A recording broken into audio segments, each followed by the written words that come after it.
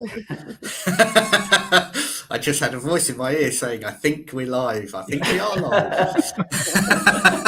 We are We are live. live. Good morning and welcome everyone to the second Mortgage News Live, coming to you live and direct into your beautiful pearl-shaped ears. Thank you again to our sponsors, Empowered, the Intermediary, and of course, Newspage, for having faith that the first one went well enough to have me back.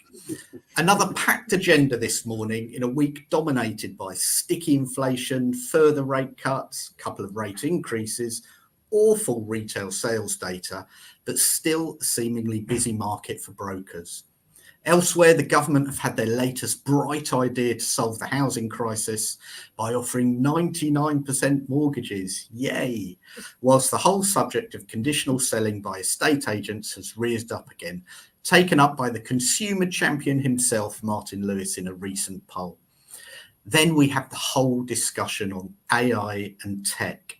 The robots haven't got us yet, but is this getting closer to inevitability, or is it still a load of old bollocks?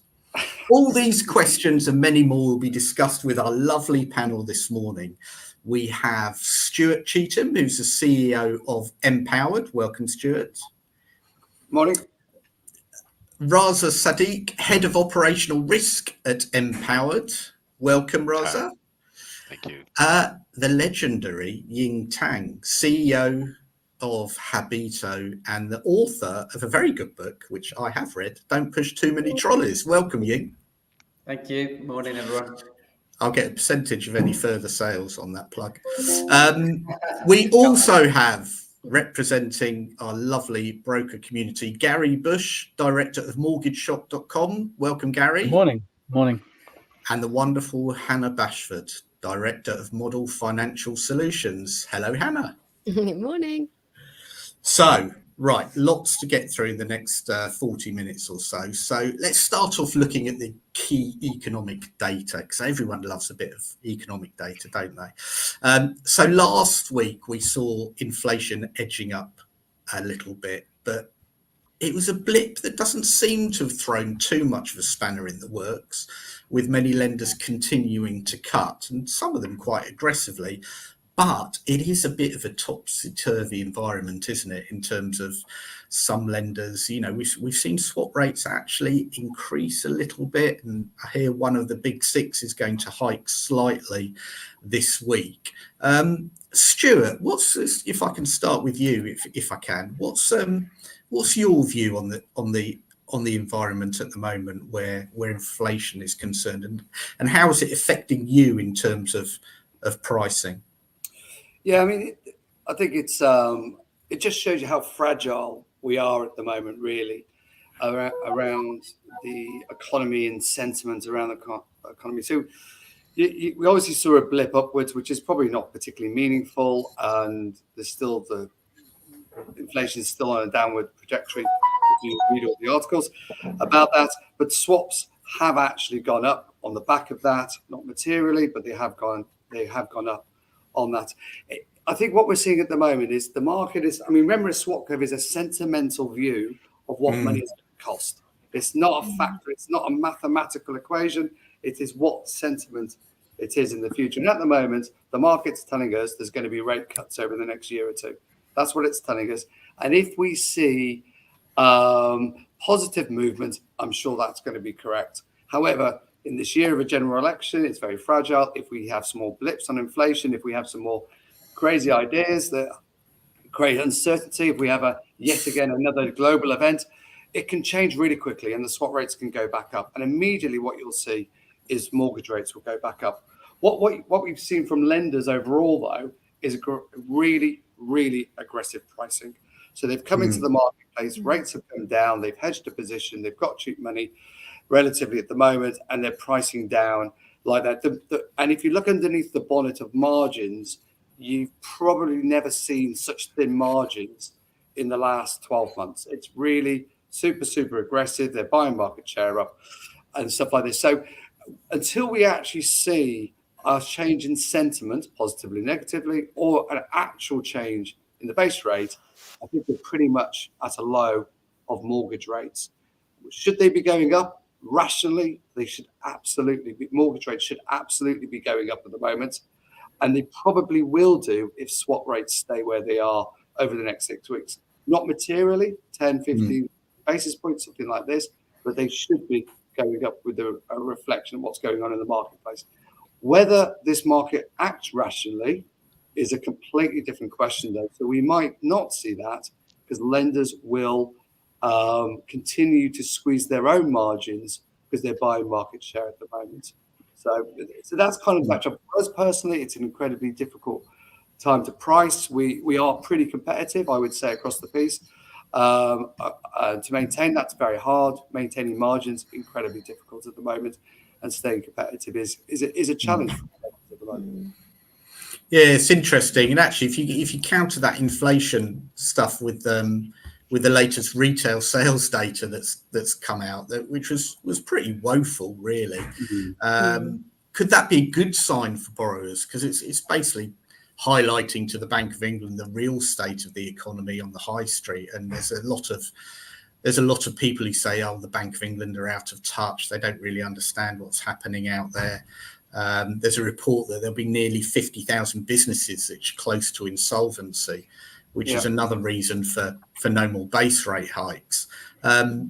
Gary, how are you translating all of this to the information that you're giving your clients, and how do you advise in this area? It's been chaos. I call it 18 months now, and we've had 18 months of chaos. And I've been around since 1988 at the coalface. I just can't work out, how bad it could possibly ever get. That's probably it, I think, before I retire. Clients are all over the place. They haven't got a clue, and they look to us, for the information that they think we're supposed to have, but having historically not seen this. Recessions and everything else. This is just unique stuff caused by, we don't really know what. Was it trustonomics? We just don't know, do we? There's deeper forces here, but how we get to clients on the same page is we tell them literally that it's a chaotic market, and that things will be changing, and we just can't predict anymore. The predictions are gone. Like with the high street lender that's about to increase, that's just horrendous. We just don't need it. What about yourself, Hannah? How are you seeing it? Yeah, I think the biggest challenge for us as brokers at the minute is just the speed at which all this is changing. So, you can tell a client one day that they've got a rate, and then like Gary says, the next day that high street lender might be pulling their rates, and that client's not even had a chance to consider what you've told them before you're having to go ahead with an application. And that's really challenging. But I think in the way the market is going up and down, the only thing as a broker we can do is advise them on the here and now and what's available at this moment in time, and then monitor it. We're sort of advising our clients 6 months before they've got to remortgage, or if it's a purchase, we're looking and re-looking at what they've got and what interest rates we've secured them at that moment in time, to then assess it to the very last minute in some cases. And that just ensures that at each moment in time that you've got contact with your client, you're getting them the best deal, and that's all you can do really, I think, at the moment. Monty, I was just going go on.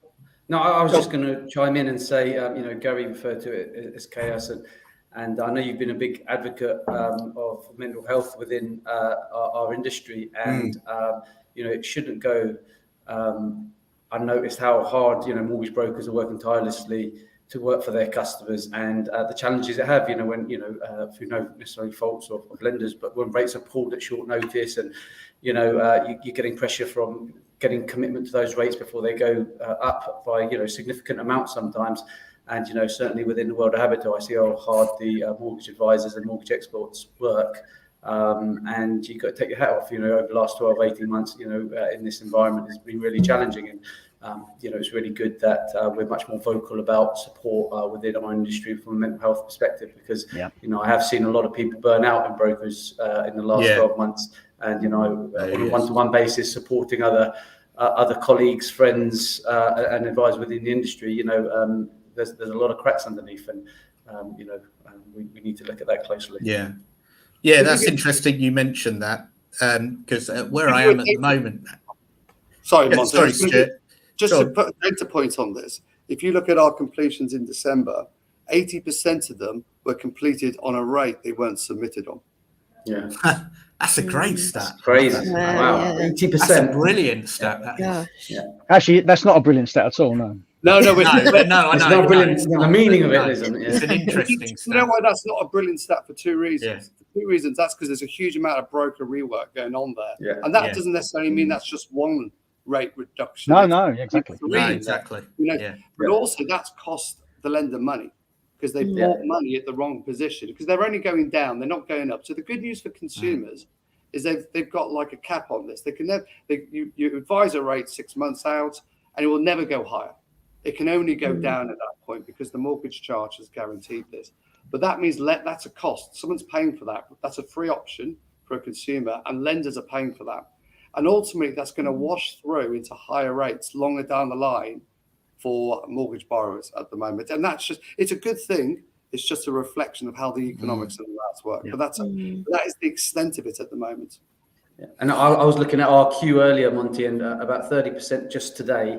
30% of our submissions are all rekeys, which is a huge burden on the team. But we're getting better outcomes for customers, which is great, of course. Very interesting. That's what brokers do. And I was going to say actually where I am now is my next meeting straight after this is the mortgage industry mental health charter meeting for the steering group. So if you haven't checked that out or got involved with it, then I urge everyone to do so. Just to say also that we do have a comments section. So if you want to make some comments or ask some questions, I'll keep my eye on that. So please do engage. That's good. Rohit, has just said that 80% stat tells the whole story of 2023, really. I know Dominic has put a question in there, which Dom, can you reword that question in English? just about swap rates and I guess it's really whether for lenders swap rates are really that relevant. Are they the be all and end all in how lenders price now, and how much do lenders take note of it? I mean, for me, I have said, Stuart, that it seems that there must be a better way for lenders to price, especially at the moment, because we are seeing some changes in swaps, but we're not seeing the same changes we had, say, a year ago, just after all the Trussonomics rubbish that went on. So is it really necessary for lenders to price 2 or even 3 times in a month at the moment? Yeah, I mean, it's a tricky one, really, because, I mean, if you don't, I mean, particularly when you get to the bigger lenders, their hedging strategies vary. So there's the direct correlation is hard to see because sometimes you can self-hedge by using retail deposits, and these are complex mechanics behind the scenes. The reality is, if you don't hedge, you're taking an interest rate risk, and that's an interest rate risk that the bank simply won't take. This is things that the PRA would just be very uncomfortable with. So the fact of the matter is banks will consistently use hedging mechanisms to manage risk within their portfolio. So the reality is they will continue to use it. The problem is the swap rates are sentiment, the thing. It's about what market thinks. It doesn't necessarily mean it's fact. I mean, the great analogy here is if you think about Love Island and about how voting works on Love Island, particular week, whoever's most popular or says the funniest thing or the quirkiest action, all of a sudden popularity and sentiment changes. Then next week somebody does something weird and their sentiment changes. What's changed in the world? Actually, nothing. But that has massively changed. This is where we are with swap rates at the moment, and it's a bit of a give me some license with that analogy, but when news comes out and people are looking to price these things, this is exactly what's happening in the marketplace. And it's a reflection of the fragile nature of the economy and the uncertainty. And we're going to see more volatility. It's not going to go away, I don't think, until after the general election. And just remember, and when I say all this, nothing's actually changed. Interest rates have not changed for some time now from the Bank of England, but the swap rate has. And why is that? It's because people think different things around what the market's going to do. And that takes out interest rate risk for banks. So unfortunately, I don't see that changing. It's something we're going to have to live with. Brokers, it causes a huge amount of work for brokers. Absolutely. It causes a huge amount of work for lenders as well. It's not ideal. But the only good news I'd say this to summarize is the consumer is protected here. The rate only gets better.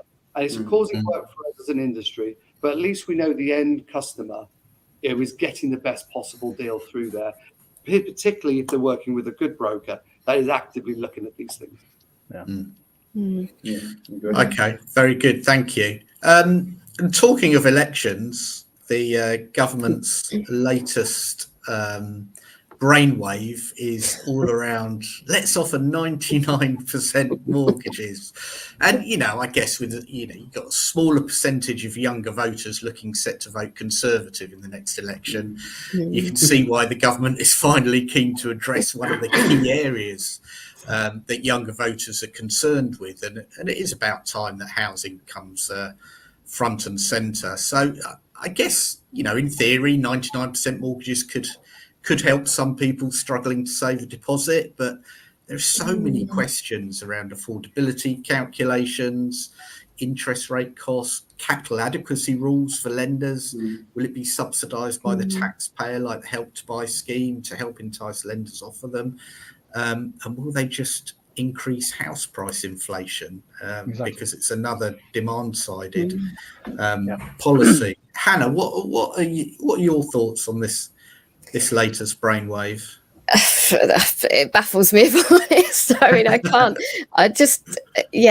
like you say, it's potentially going to help a few people in certain circumstances, but I think what it's actually doing is it's a sticking plaster for the symptom of unaffordable housing, and what it's not addressing at all is the cause of that unaffordable housing, and it's potentially going to have an effect of pushing those house prices up even more, which then creates an even bigger problem. So I think it's being looked at as a short-term fix for a very, very serious problem that we have in the UK with unaffordable housing. Gary, do you think your clients would, they'll be swamping the phones to grab a 99% mortgage? They always are. The problem is I've seen 100% mortgage lending, and to be honest, I agree with 100% mortgage lending. If the clients are factoring in the increase in rates and worse terms, rather than delaying to save a deposit, which to be honest is an impossible game now.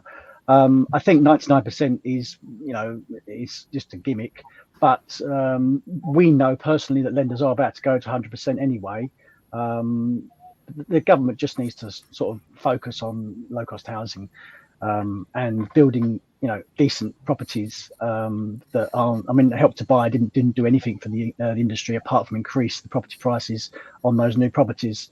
And if you're dealing with a Help to Buy remortgage now, they're tricky situations because the values are coming in all over the place, and it's terrible timing. So for the government to be meddling again after what I see a failure on Help to Buy really is stupid news. Lenders are going to do it on their own. The lenders are grown-ups. They know that they've got to get help to people. The government should stick to building houses or assisting building houses, to be honest, low-cost ones. And someone's put in the comments 99% mortgage it's a Skipton mortgage 2.0. It only really works up north. Ying, is that something that you see? Yeah, I mean, Habito's national, but we have a strong presence in London. And the reality is, there's no point only, having a 1% deposit if you can't get a 99% mortgages. Interest rates are going to be high. The criteria is going to be really tough. The underwriting is going to be stringent. So the devil's in the detail, right? As a headline grabber, absolutely. excellent. Of course, we all want to help first-time buyers on the ladder, but there's, as Hannah mentioned, there's fundamental issues that need to be tackled alongside this. And the first place to start is what can we do to get more affordable housing? And I think might get some votes, might reel people in. The reality is, I'm not sure how many will actually end up being able to get the 99% mortgage, and therefore will end up putting probably a little bit more in than the 1% in. But the thinking is right. We've got to think of ways we can get more people onto the housing market, especially first-time buyers. We all know how difficult it is. Bank mum and dad is 5 kids. I speak from the heart. Can't and won't be there for every kid. So there's got to be other ways. We've got to do things right. From a lender's point of view, when you see stuff like this, does it do you go, oh God, not again? This is another thing we've got to deal with. Or do you sort of rub your hands and think, oh, excellent, this is something we can proactively get involved with? Neither, really, because I don't really believe the hype around it. I mean, look, as an industry, we treat symptoms, not causes. It's just we just do this. I mean, so I don't believe we've got any political party is not going to come and actually fix the housing problem. It's a big problem. It's really difficult. If it was simple, we'd have done it. So we're going to continue to create these symptoms. What I think is I look at this, I think it's good personally, and it might be slightly contrary view. It's never been more important, in my opinion, to get mortgage advice. So I just bought a house in December. I took a mortgage advice, very good broker did that for me. And I genuinely bought a different product than I would have bought if I'd done it on my own. That is absolutely true. Never been more important. What we need to do is empower advisors to have choice for their customers. So I thought the 100% thing from Skipton was a brilliant idea. Okay, only 3 people in the market will buy it, but it's still, for those 3 people, a perfect product. I suspect this product, albeit very small demand, real demand, when it's properly advised, it will still help in the marketplace. And we should be giving options to advisors to make sure they're tailoring their advice as best they can to individuals in a really, really tricky marketplace. So I think that's good for that reason. Tricky for brokers because they're going to get more options. It's harder to advise and stuff like that. But I think this empowers that process a lot more. So personally, I think in a world where symptoms are going to be treated, not the cause, I kind of embrace innovation and I embrace new things because it can only be better for the consumer. Exactly. Yeah. Okay. Good. Oh, I like that. That was a strong speech, Stuart. I like that. I mean, for me, I've always said the housing market needs long-term cross-party solutions, a housing minister in situ for the duration and just more than empty platitudes and half-baked schemes. Now, how many ministers have we had in the last 4 or 5 minutes? I think we've had about 16 in 13 years, haven't we? Exactly. That's the stat, something like that. It's crazy. So I am very aware that we're actually here to talk about technology and AI, and Raza is waiting in the wings there, eager to talk about all of this. So there's been so much written about AI and ChatGPT. Actually, I've just upgraded from ChatGPT 3 to 4. I'm paying my monthly thing, and it was really interesting. Yeah, I managed to design an album cover last night from scratch. It's brilliant. Wow. But anyway, that's something. Well, you didn't do it though, did you?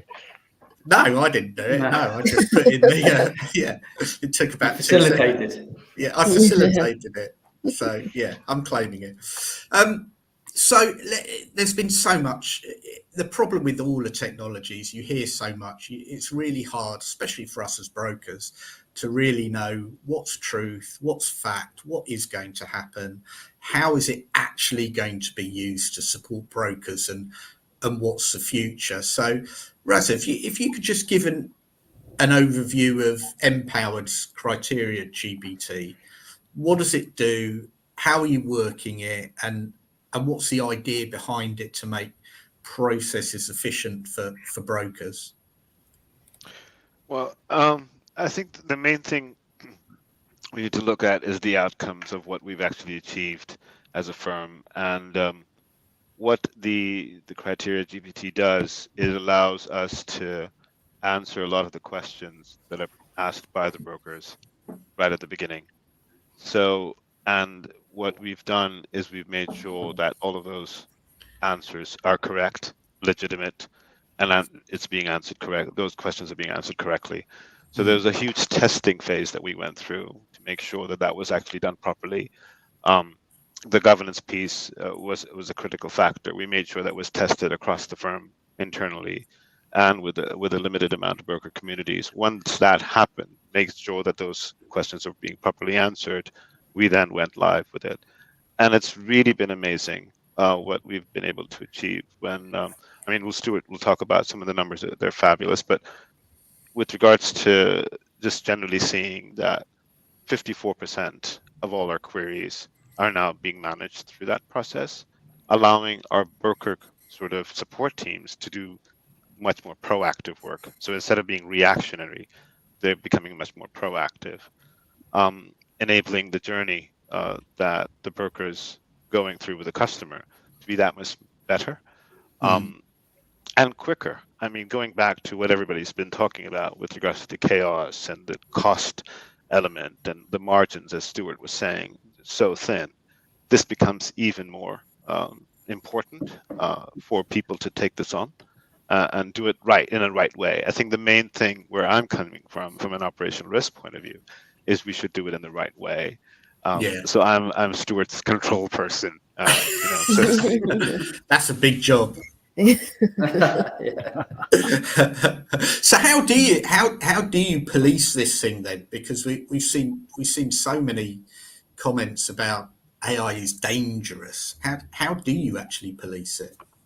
It's not dangerous at all. I think one of the things is also where the data is stored. The data is stored within the UK. So from a GDPR point of view, from a compliance side of it, it's a bit boring, but that is held within the UK domain servers, which is very important. Number one. Number two, we need to make sure that if the criteria GPT is cross-referencing our lending policy, which is critical to make sure that our credit lending credentials are, adhered to predominantly. We have a very robust quality assurance piece as well, which also looks at how the questions are being answered or tackled. But even before we go there, we make sure that the lending policy is being referred to. It's quite simple, but it's complex because the lending policy itself is very nuanced. And what Stuart and the management team is focusing on is to make sure that our offering is customized and not just standardized. So that brings both challenges, but it's not undoable. And we've sort of proven that. I mean, our team has proven that. It's quite amazing. And the speed, everybody's talking about the speed, how things are changing. What Hannah was just talking about, it's just, and the impact that it has from a mental health point of view as well. So this technology actually helps alleviate some of that. It doesn't create another operational risk. It manages the operational risk from a mental health point of view as well. So I mean, looking at the emotional side of it, does that make sense? Yeah, that's really interesting. And I guess actually we just had an interesting comment, Stuart, on ChatGPT. So that chat for criteria will only work on the published lender criteria. So what about the non-published criteria that, as brokers, we love to work in some of we, don't we? So even though we know that Empowered, we know that they will do something, for example, when potentially it doesn't say you will in your criteria. How do you adapt to that, and how excited are you generally by this movement in tech? Yeah, so I mean the results have been quite phenomenal. So not to get too technical, but we will blend in public and non-public data into our version of this to increase levels of answers to this. Now, what people might not know, we have a separate business called MCube. We license our technology to other lenders. So we're in talks with lots of lenders about selling our criteria GPT technology to other lenders to help deliver a better service for brokers across the whole marketplace. And one of the common things I get told when I speak to those people about it is this non-published data actually isn't in a manual anywhere. This is in underwriters' heads, completely informal data. So that first of all, so even when you go to Knowledge Bank or somewhere like the Criteria Hub, it's not there because it's not actually written down anywhere. So one of the things we do with lenders, and we do this ourselves now, is more and more we're perfecting and trying to publish as much of this as we can. Some bits you've got to keep behind the scenes because of certain, financial crime issues or stuff like this. But we can hold non-published data into the system as well and be able to advise on that system as well. And the probably the most important thing around it, our platform will say when it doesn't know or doesn't want to answer, it can say no. Where ChatGPT, we will just answer. There is no in that process. Yeah. So this it's a good question, and so we are increasing the ability to do that. But the bigger problem is, particularly when we speak to other lenders, is that information is not in a machine readable form, and therefore they have to create that into a machine readable form for it to be working. So there's a challenge before AI can work, as in so many times. Yeah. Yeah.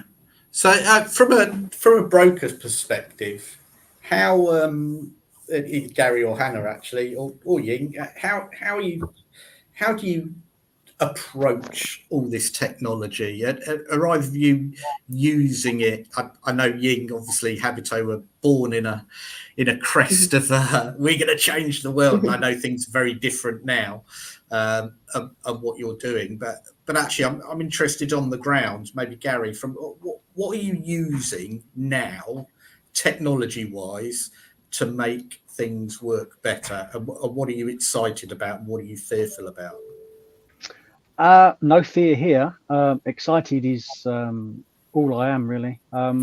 We had a situation where we had 3 offices in 3 different parts of the UK, and we needed to try and streamline. This was back in the late 90s, and to try and streamline our data so that everyone knew what was going on. So a client could just pop up anywhere, or a call could be answered in any service office, and it would be in front of them. And back in sort of 1998, it didn't really exist. There's no system now that does it. So we had to build this system. We're 25, 26 years in now, and seeing that we can take an open banking feed and analyze to death 6 months bank statements in about 3 seconds is quite exciting. So it saves us from having to. I mean, I've personally been dealing with bank statements all my career, and it's the most boring job ever if you're looking, and it's a total waste of time. So to use an AI, I mean, we've got 700,000 lines of code now in our system, which does all sorts of strange things. But it just takes a set of bank statements, analyzes what they haven't told us, like loads of commitments that we don't, get disclosed. Also bounces, there's all sorts of things going on. We also take 4 credit reports and analyze that to death in about 12 seconds. So it takes me in a position where I had to sit down and literally do hard work to try and find out all the wrinkles of a case. A lot of that heavy lifting is now done by our code. And, there is no AI. I mean, it depends on what you believe. I mean, machine learning is something we all are hoping to achieve.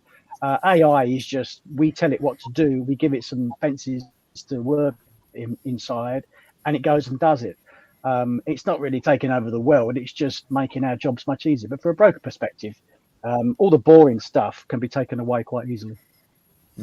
And Monty, I think Gary hits the nail on the head here, is that the technology really, from my perspective, and this was my thought long before I joined Habito, is it's there to do the heavy lifting. I've been quoted 100%. A number of times talking about the Iron Man analogy. The technology should be there to make the human faster, stronger, and more efficient. Long term, I think we're naive to say that AI, we won't be completely replaced by robots. We had an offline chat earlier. Stuart talked about the analogy of a car, a driverless car. If they can do a driverless car, you bet the bottom dollar at some stage in the long-term future, if not even sooner, their mortgage advice could be done there. But are we going to have a world whereby, now, where you meet a virtual advisor, as soon as that happens, virtual AI advisor, 1 second later you get a full recommendation, and then the seamless operation to get your mortgage offer within seconds. We're way off that. But that said, there's some really good technology. Empowered are leading the charge very much.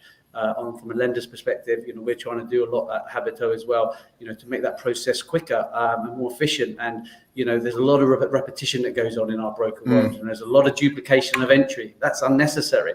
And what we need to do is spend more time advising our customers and adding value to our customers, rather than doing mundane, data entry type work when, we, could be giving better value to the customers and getting better outcomes. And therefore, from my perspective, running a relatively large digital mortgage brokerage, it's about productivity and how we can increase our productivity as a business, which can ultimately benefit the client.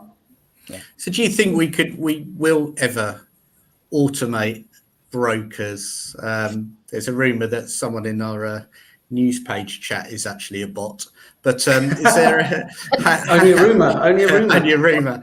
I won't mention who to spare him his blushes. But Hannah, do you fancy being automated? No. I think like everyone else has said, that there's going to be some amazing sort of options out there for brokers to help automate what should be automated already. We take bank statements, like Gary said, we analyze them, that we put that into an affordability calculator that then spits out what the client might be able to borrow. We then put that into another application. It's such a waste of time that I see these sort of technologies as really good ways of actually, one, reducing input error, so reducing human error by putting in misinformation, because if you're taking the information directly from a bank account, you haven't got keying errors and things like that there.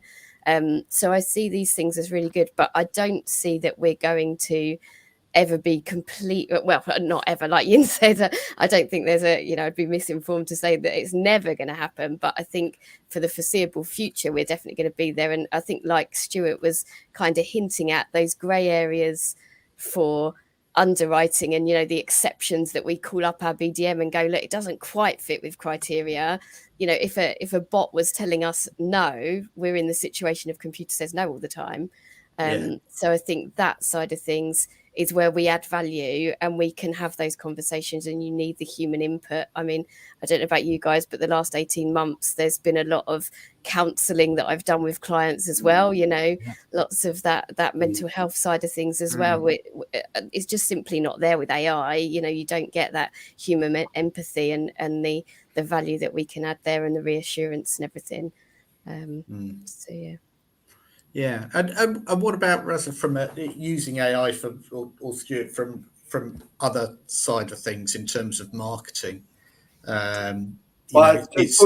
that quite dangerous? Or go on, Stuart. Before we jump onto that, what I'll just let Hannah know is this afternoon I'm having a demo by our data science team about a possible broker tool that will read bank statements for you in 3 seconds and fill your fact finding for you. So if that goes well, I'll drop you a little note tomorrow, and if you can have a look at that and see if you'd like it, and maybe that would absolutely make my day, Stuart. Honestly, yeah, I think we're all up for that, Stuart. Yeah. Well, so no, genuinely. So I mean, look, if I was a broker, I'd be a bit pissed off talking about AI, if I'm really honest, because there's so much tech talked about and none of it's really delivered. And I encourage our team not really to do that, to be quite honest with you. What we try and do is build tools that are actually usable in the marketplace, and it has lots of AI below it, but we don't bother telling you what the AI is, because do I know how a car works? To be blunt, don't. So, but do I want to drive one? Yes, I do. So we kind of focus in a bit on this. So this is a bit like reading bank statements. Absolutely. So we will, we may launch a broker tool for any broker, for any lender to read bank statements and tailor it directly to their fact find. That is what I'm looking at this afternoon. And that's a great example of where we can give really heavy, cutting-edge AI to a broker. They don't really need to understand what's underneath the bonnet, but it has a real practical benefit. So we would hope to save 20, 30 minutes a case. So they tell us. Anyway. Stuart, why couldn't you have done that 3 years ago before I started coding it, for God's sake? Are you just jealous he's got more lines of code than you? We started 3 years ago as well. We should have just done it together. We'd have saved exactly. Absolutely. Gary, you got more value in your business having written it yourself. So yeah, we understand. That's a really interesting question, actually. I know time is against us, but it's a really interesting question, actually. Habito, you're doing your thing. Empad doing your thing. Gary, you're doing your thing. Loads of people are doing their things. From a perspective as a broker or even a lender, which one do you back? Which one is going to work? And actually, shouldn't we all be somehow working together to make sure that the mortgage process from start to finish, and in fact the house buying process from start to finish, is automated and that customer journey works? Surely there's more. It's better for us all to come together rather than try and do all our separate things. And the problem you have, so we believe that. So we license our technology to lenders behind the scenes. So lenders can come and use our AI, and most of my time is talking to lenders, and also we build broker tools, Marketing Assist, Criteria GPT, Budget Genius is the latest one, and we're going to share this into the marketplace as well. But what you'll find is in the broker world, it's a cottage industry of technology. In that, I mean, that doesn't mean it's bad. It just means it's different over there. And you've got lenders who have got legacy systems, and trying to innovate and change them is honestly just a complete nightmare within that process. And you've got to be able to demonstrate genuine benefit and change before this really, really happens. And this is why technology hasn't really impacted the mortgage market. It's dominated by the big six who struggle to innovate, and there is no commonality between the broker community to a technology footprint within this sense. And therefore value has to be generated somehow to prove it. And I think AI will be able to do this. We hope to do some of this stuff. And then we'll share the tech with brokers. We'll share the tech with lenders. This is our whole strategy around that. But it's incredibly difficult with the ecosystem we see at the moment to be able to do that quickly. And that's why tech has struggled to really make a big impact in this industry. Yeah. Just some interesting. Yeah, go on. Go.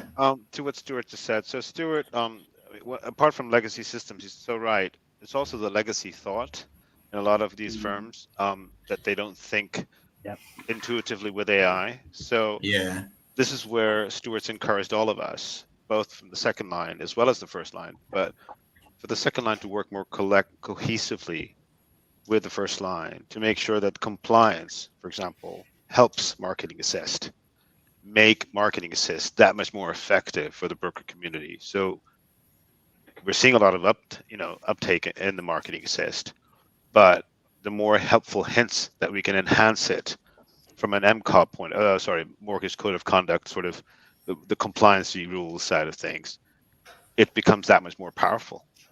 So that's the other thing in terms of collaboration, not just outside, but even within firms. And I think we demonstrate that as a firm.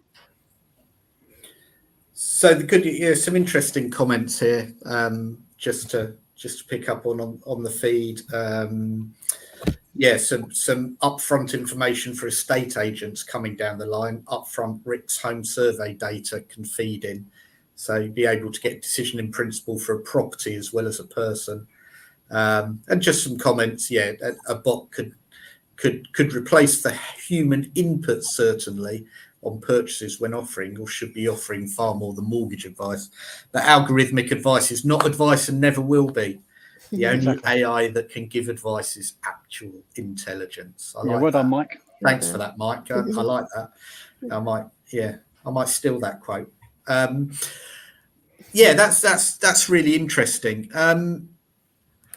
So sort of a summation then is actually from all of you. It's about don't be scared about what's coming down the line. It's about embracing it. It's about making sure that it's used in the right way, that it's policed in the right way, and actually we can use it for good in order to improve the customer journey.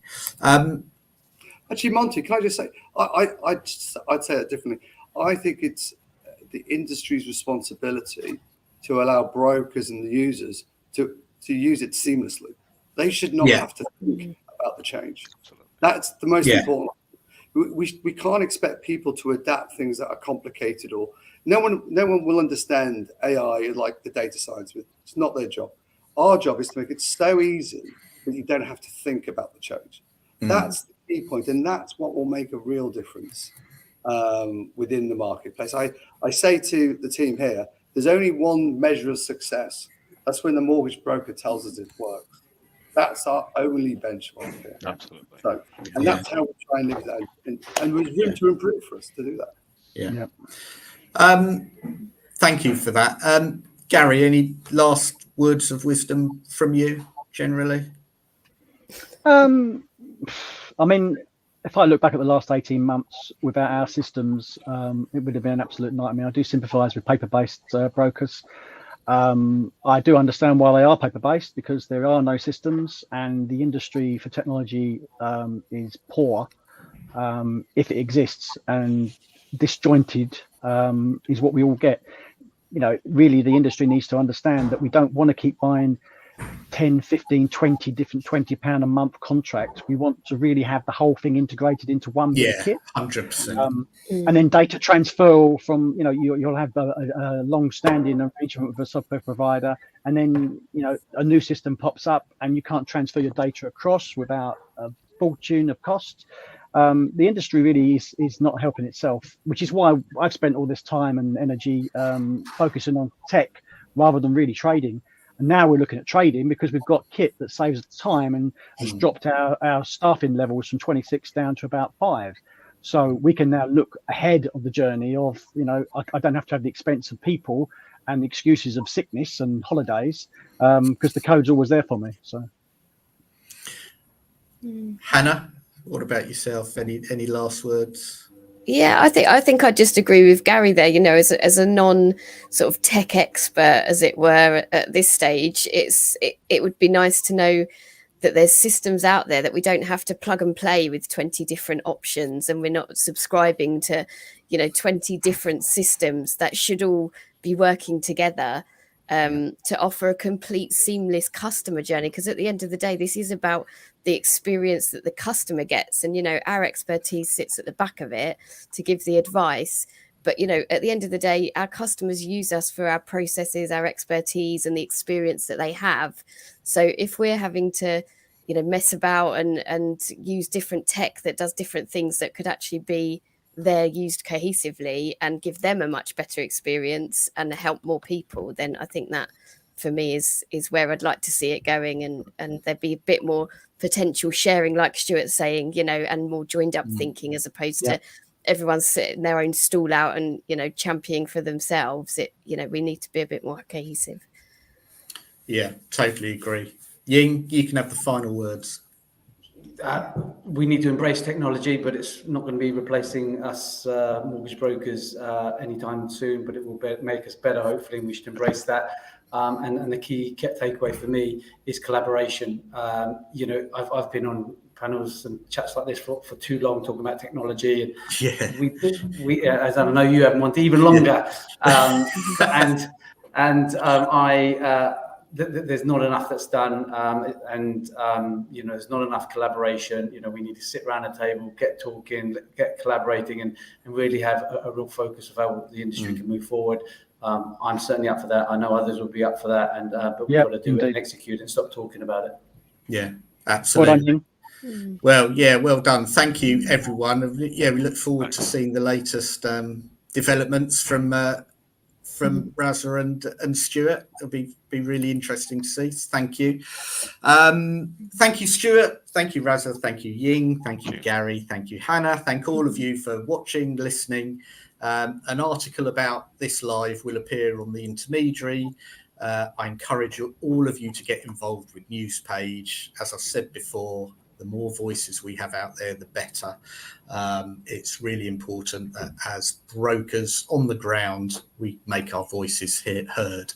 If you have enjoyed it, please let everyone know. And I've been Andrew Montlake. If you haven't enjoyed it, I've been Jeremy Hunt. Until next time, have a great month. Take care. Cheers. Bye, guys. Thanks, everyone. Yeah. Bye-bye.